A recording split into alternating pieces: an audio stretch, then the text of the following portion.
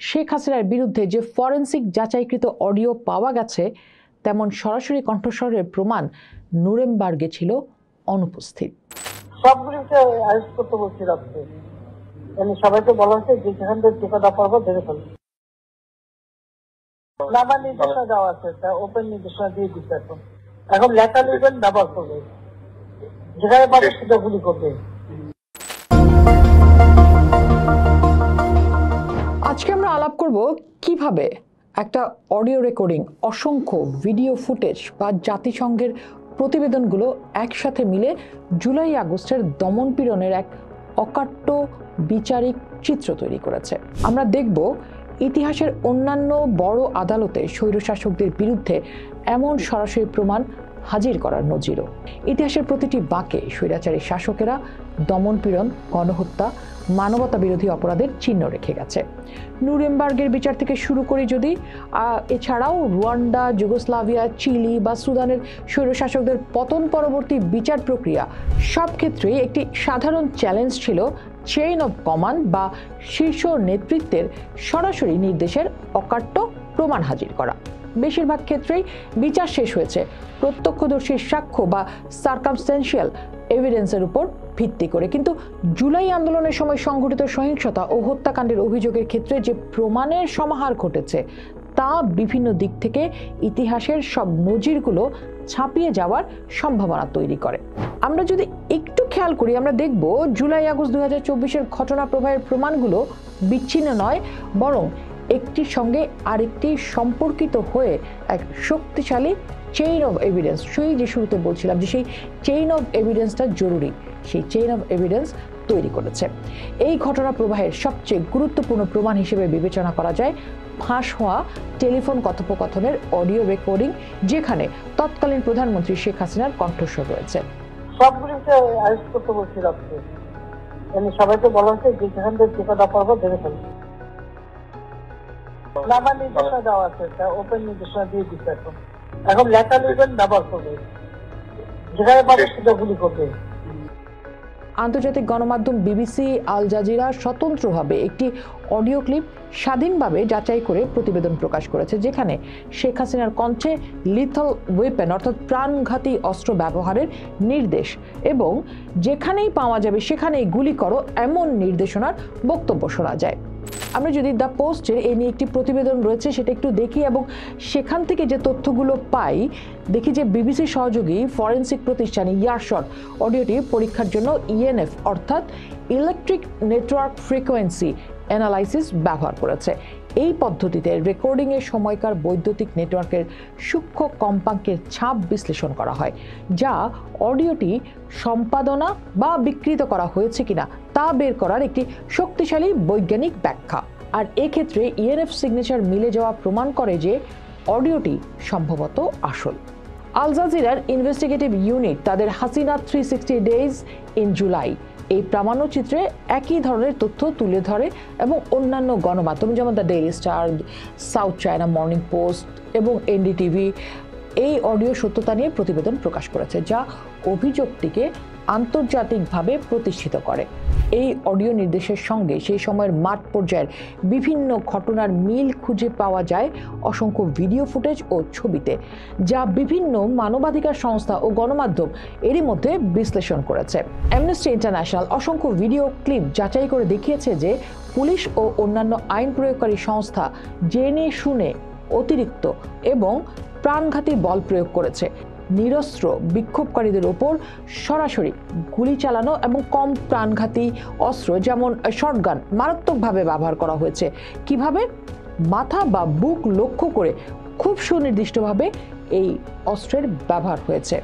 এরকম সুস্পষ্ট প্যাটার্ন এই প্রতিষ্ঠানগুলো নথিভুক্ত করেছে। দ্রিক ফরেন্সিক ল্যাবে প্রতিষ্ঠিত আন্তর্জাতিক ফরেন্সিক বিশেষজ্ঞরা রংপুরে নিহত ছাত্র আবু সাইদের ঘটনার ভিডিও ফুটেজ বিশ্লেষণ করে গুলির ব্যালিস্টিক প্রোফাইল, দূরত্ব ও গতিপথ নির্ণয় করেছেন। তাদের বিশ্লেষণ অনুযায়ী রাষ্ট্রীয় বাহিনীর ছোড়া গুলি ছিল আবু সাইদের মৃত্যুর কারণ। এরপর 2025 সালের 12 ফেব্রুয়ারি জেনেভা থেকে প্রকাশিত জাতিসংঘের OHCHR এর প্রতিবেদনে জুলাই আগস্টের দমনপীড়নকে বিচ্ছিন্ন ঘটনা হিসেবে দেখার সুযোগ পুরোপুরি নাকচ করে দিয়েছে। প্রতিবেদনে একে সমন্বিত ও ব্যাপক এবং রাষ্ট্রীয় নীতির অংশ হিসেবে পরিচালিত সহিংস আক্রমণ হিসেবে ব্যাখ্যা করেছে। সবচেয়ে গুরুত্বপূর্ণ বিষয় হলো এই প্রতিবেদনে ঘটনাগুলোকে মানবতা বিরোধী অপরাধ হিসেবে উল্লেখ করা হয়েছে, যা আন্তর্জাতিক আইনে সর্বোচ্চ পর্যায়ের অপরাধগুলোর মধ্যে অন্যতম। এই অকাট্য প্রমাণ আরও শক্তিশালী করে রাষ্ট্রীয় কাঠামোর ভেতর থেকে আসা স্বীকারোক্তিগুলো।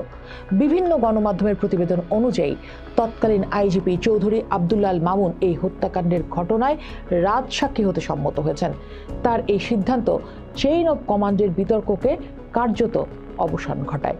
পুলিশের শীর্ষ নির্বাহীর এই অবস্থান প্রমাণ করে মাঠ পর্যায়ে সংঘটিত সহিংসতা ও হত্যাকাণ্ড কোনো বিচ্ছিন্ন বা স্থানীয় সিদ্ধান্ত ছিল না, বরং তা সর্বোচ্চ পর্যায় থেকে আসা সুস্পষ্ট নির্দেশেরই বাস্তবায়ন।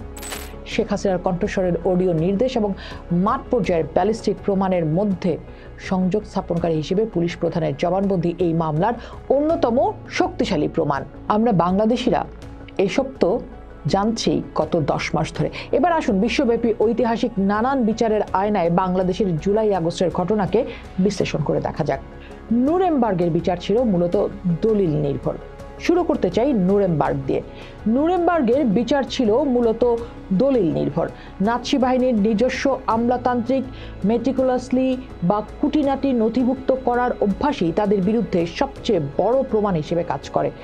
বিভিন্ন ডিক্রি, গোপন টেলিগ্রাম, কনসেন্ট্রেশন ক্যাম্পের নথি এবং ঊর্ধ্বতন কর্মকর্তাদের স্বাক্ষর করা আদেশ বিচারকদের সামনে একটি স্পষ্ট চিত্র তুলে ধরে।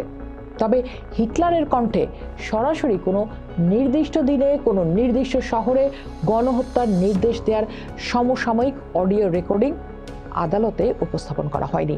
তবে বাংলাদেশের জুলাই অভ্যুত্থানের ক্ষেত্রে শেখ হাসিনার বিরুদ্ধে যে ফরেনসিক যাচাইকৃত অডিও পাওয়া গেছে, তেমন সরাসরি কণ্ঠস্বরের প্রমাণ নুরেমবার্গে ছিল অনুপস্থিত। রুয়ান্ডা গণহত্যার ক্ষেত্রে RTLM রেডিওর ঘৃণা উদ্রেককারী সম্প্রচারগুলো ছিল গণহত্যার উস্কানি প্রমাণের জন্য অত্যন্ত গুরুত্বপূর্ণ। তবে এক্ষেত্রেও রাষ্ট্রপ্রধানের নিজের কণ্ঠে কোনো নির্দিষ্ট গোষ্ঠীকে হত্যার সরাসরি টেলিফোনিক নির্দেশের প্রমাণ পাওয়া দুষ্কর ছিল। আবার সেব্রেনিৎসা গণহত্যার জন্য রাতকো মলাদিচের মতো সামরিক কমান্ডারদের বিরুদ্ধে ভিডিও ফুটেজ ও প্রত্যক্ষদর্শীর সাক্ষ্য শক্তিশালী প্রমাণ হিসেবে কাজ করেছে। কিন্তু এক্ষেত্রে রাষ্ট্রপ্রধান এবং মাঠ পর্যায়ের কমান্ডারের মধ্যে সরাসরি শুট টু কিল নির্দেশের টেলিফোনিক অডিও রেকর্ডিং এর মতো অকাট্য প্রমাণ তারা পায়নি। চিলিতে অগস্তো পিনোশের শাসনামলের মৃত্যুর কাফেলার মতো রাষ্ট্রীয় হত্যাকাণ্ডের ক্ষেত্রে তারা কমান্ড রেসপন্সিবিলিটি বা অধিনায়কত্বের দায় প্রতিষ্ঠিত হয়েছে মূলত বেঁচে যাওয়াদের সাক্ষ্য এবং সামরিক অধস্তনদের স্বীকারোক্তির মাধ্যমে। কিন্তু পিনোশের নিজের কণ্ঠে হত্যার নির্দেশ দেওয়ার কোনো টেপ প্রকাশ্যে আসেনি। তবে পেরুর প্রেসিডেন্ট ফুজিমোরিকে কলিনা গ্রুপ নামক ডেথ স্কোয়াডের কর্মকাণ্ডের জন্য দোষী সাব্যস্ত করা হয়। এক্ষেত্রে তার গোয়েন্দা প্রধান ভ্লাদিমিরো মন্তেসিনোসের সঙ্গে বৈঠকের একটি ভিডিও দুর্নীতির প্রমাণ হিসেবে কাজ করে। আন্তর্জাতিক অপরাধ আদালত সুদানের দারফুরে গণহত্যার জন্য ওমর আল বশিরের বিরুদ্ধে অভিযোগ এনেছে। এক্ষেত্রেও প্রমাণ মূলত প্রত্যক্ষদর্শী, স্যাটেলাইট ইমেজ এবং রাষ্ট্রীয় নীতির বিশ্লেষণের উপর নির্ভরশীল। এসব তথ্য থেকে এটি স্পষ্ট যে বাংলাদেশের 2024-এর ঘটনাবলীর ডকুমেন্টেশনে এমন কিছু উপাদান রয়েছে যা এটিকে ঐতিহাসিকভাবে এক স্বতন্ত্র অবস্থানে দাঁড় করিয়েছে। একটি অভিযোগকে বিভিন্ন স্বাধীন উৎস থেকে যাচাই করার প্রক্রিয়াকে ট্রায়াঙ্গুলেশন অব এভিডেন্স বলা হয়। এক্ষেত্রে ফাঁস হওয়া অডিও, মাঠ পর্যায়ের ভিডিও ব্যালিস্টিক বিশ্লেষণ, জাতিসংঘের প্রাতিষ্ঠানিক প্রতিবেদন এই তিনটি ভিন্নধর্মী প্রমাণ এবং উপসংহারের দিকে ইঙ্গিত করছে। এটি অভিযোগের ভিত্তি বহুগুণে শক্তিশালী করে। যে কোনো আদালতে মানবতা বিরোধী অপরাধ প্রমাণের জন্য দেখাতে হয় যে সহিংসতা ছিল ব্যাপক অথবা পরিকল্পিত এবং এটি রাষ্ট্রীয় বা প্রাতিষ্ঠানিক নীতির অংশ হিসেবে পরিচালিত হয়েছে।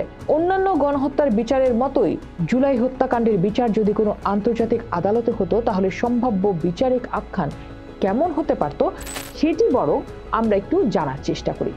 ধাপ 1, নীতিগত সিদ্ধান্ত ও নির্দেশ। আদালতে বিবিসি যাচাইকৃত অডিও উপস্থাপন করে প্রমাণ করা যায় যে বিক্ষোভ দমনের নীতিটি শীর্ষ পর্যায় থেকে নির্ধারিত হয়েছিল এবং এতে প্রাণঘাতী অস্ত্র ব্যবহারের সুস্পষ্ট অনুমোদন ছিল।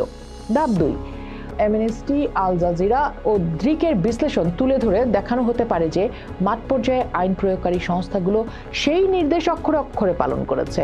নিরস্ত্র মানুষের ওপর এলোপাতাড়ি নয়, বরং মাথা ও বুক লক্ষ্য করে গুলি চালানোর প্যাটার্ন প্রমাণ করে যে উদ্দেশ্য ছিল ছত্রভঙ্গ করা নয়, হত্যা করা। ধাপ ৩, এই হত্যাকাণ্ডের ব্যাপকতার প্রমাণ প্রথম আলো ও ডেইলি স্টারের হাসপাতাল ভিত্তিক মৃতের তালিকা এবং OHCHR এর শত শত বিচার বহির্ভূত হত্যাকাণ্ডের পরিসংখ্যান উপস্থাপন করে দেখানো যাবে যে এই সহিংসতা বিচ্ছিন্ন ছিল না, বরং দেশ জুড়ে একযোগে পরিচালিত হয়েছে। ধাপ ৪, লুকানোর চেষ্টা ও দায়বদ্ধতার অভাব। OHCHR এর প্রতিবেদনে উল্লেখিত তথ্য, যেমন হাসপাতাল থেকে সিসিটিভি ফুটেজ গায়েব করা, আহতদের চিকিৎসায় বাধা দেয়া, ঘটনার পর কোনো স্বাধীন তদন্ত না করা, এগুলো প্রমাণ করে এটি একটি পরিকল্পিত রাষ্ট্রীয় অভিযান ছিল এবং অপরাধ ঢাকার চেষ্টাও করা হয়েছে।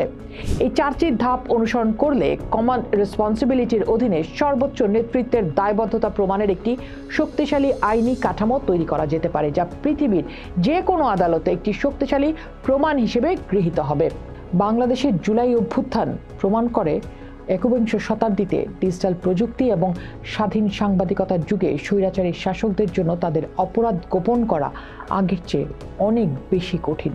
প্রমাণের এই বিপুল ভার একটি শক্তিশালী বার্তা দেয়, মানবতা বিরোধী অপরাধের বিচার এখন আর কেবল বিজয়ের ইতিহাস নয়, বরং তা হতে পারে প্রযুক্তির চোখে দেখা বাস্তবতার এক অকাট্য দলিল। যদি এই প্রমাণগুলো একটি সুষ্ঠু ও নিরপেক্ষ বিচারিক প্রক্রিয়ায় উপস্থাপিত হয়, তবে তা কেবল বাংলাদেশের জন্যই নয়, বরং আন্তর্জাতিক ফৌজদারি বিচারের ইতিহাসেও একটি মাইল ফলক হয়ে থাকার সম্ভাবনা রাখে। পোস্ট দেখুন, ভাবুন, করুন, পোস্টের সাথেই থাকুন।